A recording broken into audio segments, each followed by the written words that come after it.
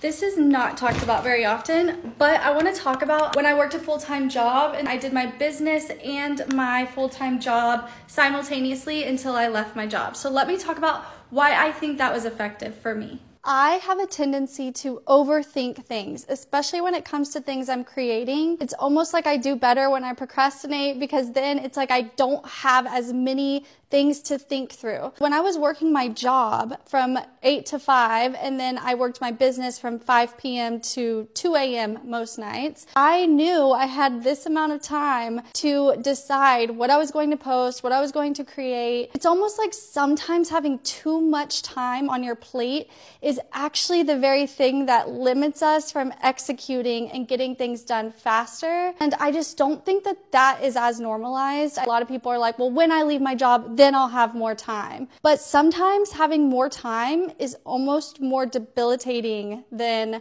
having this amount of time where you know, okay, I have to get this done and it has to be within this amount of time. I appreciate the fact that I did do both simultaneously and I really got a really great foundation laid. I did that for 8 months and I looked back and I was like, holy crap, if I would have waited until I left my job, not only is the whole decision making going to be a little bit more difficult for me because of how I'm wired, but also I would have felt a little bit more pressure. I felt more anxious because I wouldn't have had money coming in unless I did get the money from my business. It was almost like a safety net to have my job. It was actually a huge blessing to have that while I was also doing the business on the side. Everybody's business on the side is going to look different. I originally did not start my business in order to leave my job. I started my business to help people. There were people that were not in the digital world yet, and when the world shut down, they needed to be online. So I really did it to help people, but I realized how much I freaking loved it. It was just like this door opened up and I saw